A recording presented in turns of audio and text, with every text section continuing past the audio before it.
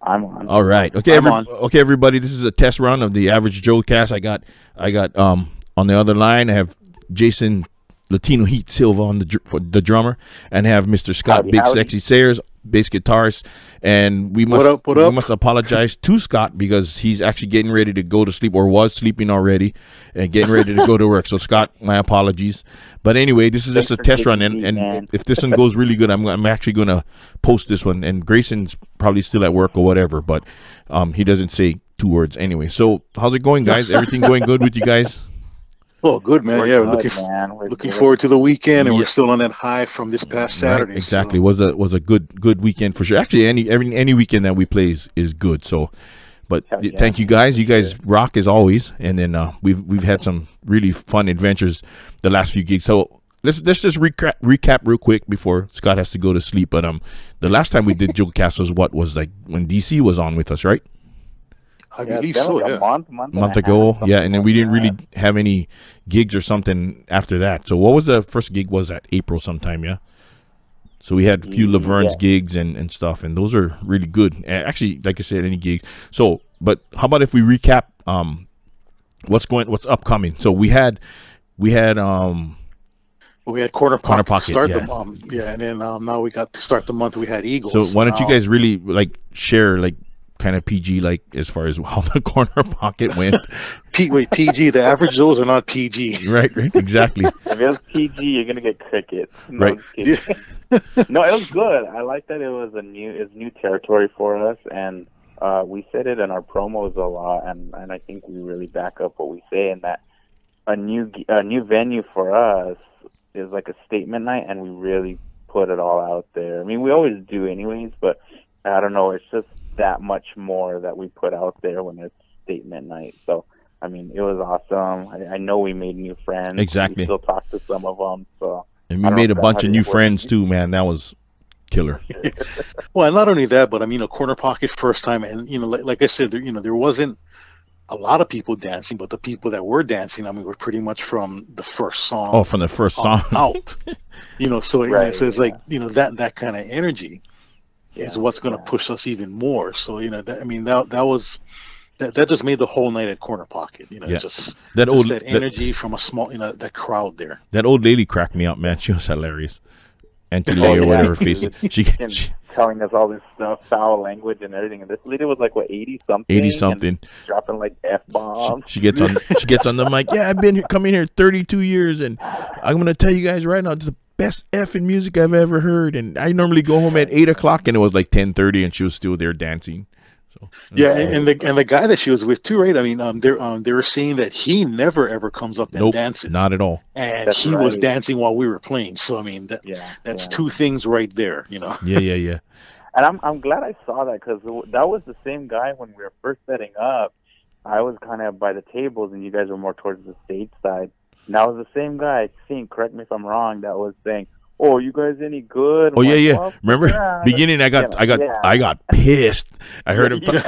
I heard him talking to Jason, and he goes, "I was setting up, doing my thing like I normally everybody was," and all of a sudden, on the back of my ear, I heard somebody goes, "Oh, you guys any good?" And I was like, F you, man. I was like, wait and see. I'll just wait and see, man. And sure, next thing you know, he's dancing. So that was cool.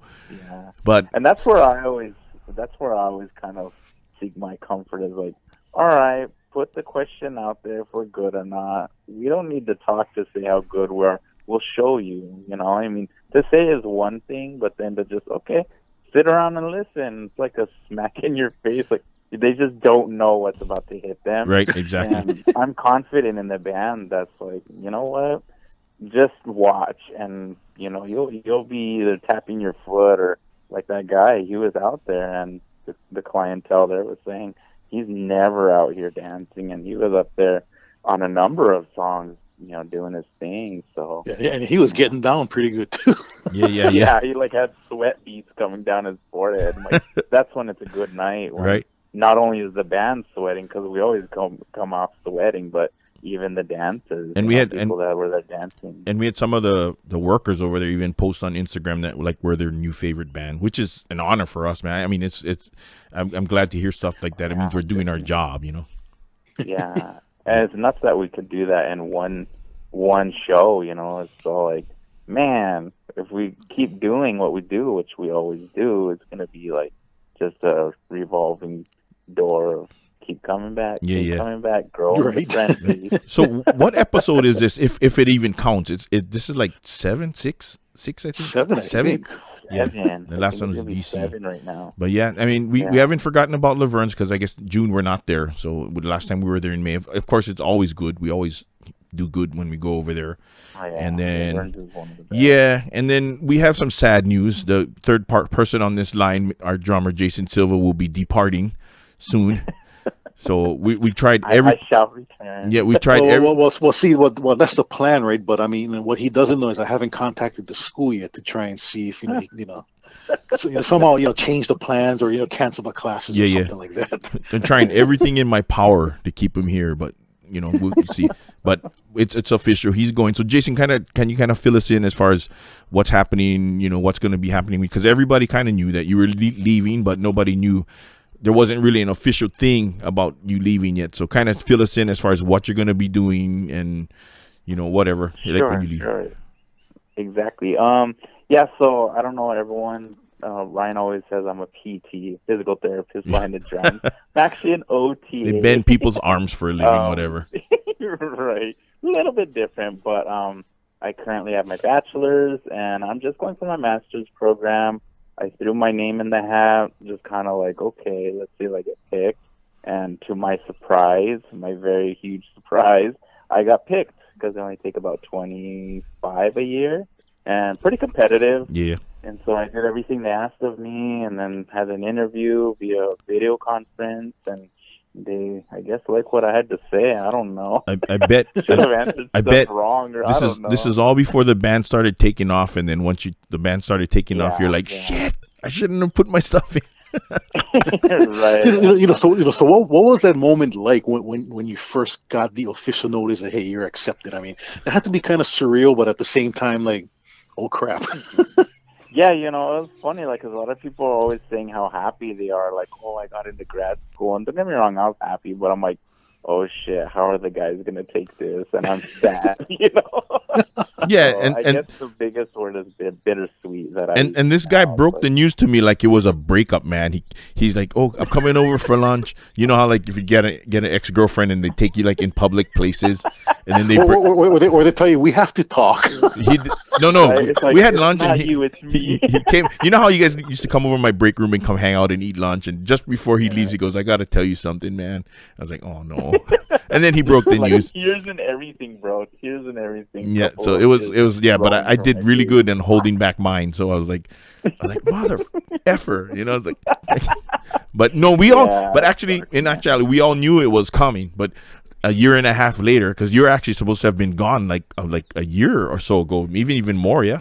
Yeah, it's been a while, and basically I had to do a couple of prerequisite courses, so I did that while still doing band and work. Yeah, and after when you did the prereqs, I thought you were going to be gone like right after you graduated that. So yeah, I remember that time. You're like, man, let's start mourning. I'm like, no, I'm on a wait list. I don't know when I'm going to start. But we're sad, but we're I happy. like to look at it this way. I'm just going to spread the gospel of the Joes out on the mainland wherever I go, and go start fishing offshore. And then bring them back. See, but the thing, me and Scott being selfish, it's like Scott and I are being selfish, and we're like, okay, so is he going to come back or no? So, because we, just for the people that don't know, we started the drummer hunt. So we have like several people, prospects, and we actually have David Miller that's going to help us out in Kona until we find somebody. But those people need to know that if you come back, they're only keeping the seat warm. So anybody that joins the band will be notified that you're keeping the seat warm. In case he comes back, you're booted out of the band. So bench warmer, whoever you are, wherever you are. But yeah, it's sad, but like we're all happy for you. Everybody's happy. I mean, we can be selfish, but we cannot, because I guess your career thing is always something you wanted to do. So you gotta let you spread your wings and fly. So, but like you said, I know from the years that I've known you, Hawaii's home. So there's always a hope that you'll be back. Definitely have some deep roots here, and when I come back, I'll be making more money, so I can have like my whole Neil Peart set up. Right, you have the whole electric kit, the acoustic kit, you have the rotating drum set, and all that. His own roadies on payroll, you know. Yeah, exactly. And senseless fire, pyro, and a big stage for all of us to be on. So that's why I'm doing it, guys, to get us a stage. Right. But anyway, but more fans. And how about the van ride over to Corner Pocket? That was something else. Oh my goodness! God. I wanted to stab out my own ears. the fourth member of the band's not on this conference call, but he was singing the whole freaking way over.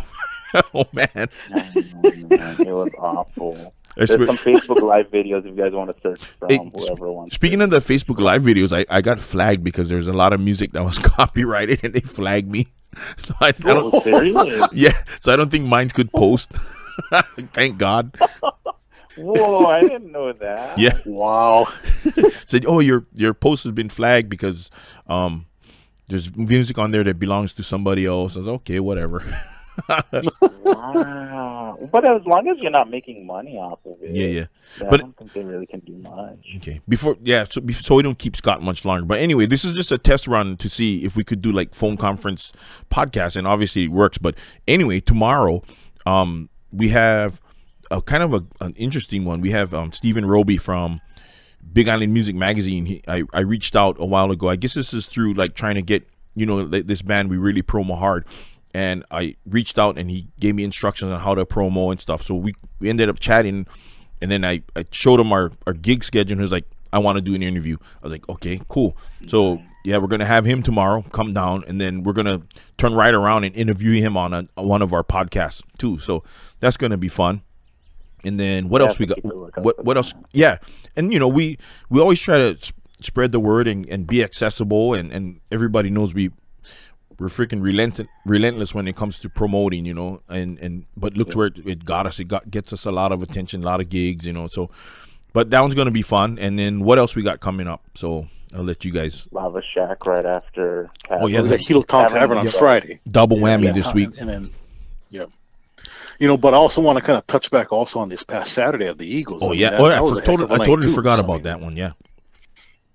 But with us and Doug Stillwell and the Chase, it was like, even like just like the last time, completely seamless. Yep. And just being able to work together with other bands and stuff like that, and it was a really good night. Night, and decent turnout. Got to kind of break in Lee Cooper a little bit as far as getting up on a couple of songs there. So So we're gonna kind of break him in. It's not really official yet, but we're gonna jam with him and see how it goes before we even make an official announcement. But yeah, did you guys see some of the responses we got? Like, there's this one lady that posted, "Oh, this is the best live show that we had," and not boasting. Yeah, I saw that. Yeah, that was pretty cool. I like that. Not boasting, but I am, because it's we work really hard to put on an experience instead of just getting up there and playing, so people get into what we do, and we try to keep them involved, and just remarks like that and comments makes it all worth it to me anyway. So exactly, yeah, I couldn't agree more. So,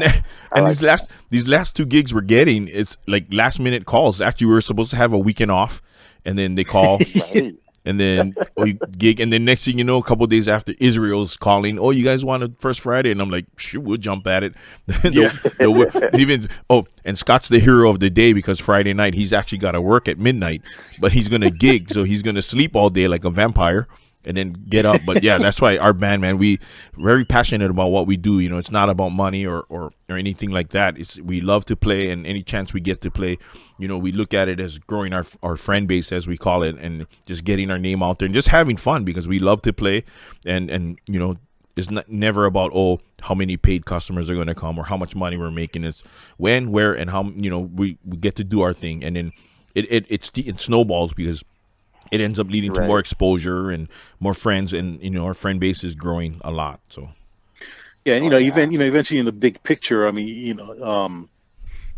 lot of these not like the community gigs and stuff like that, somewhere along the line it pays off. Oh yeah, for sure.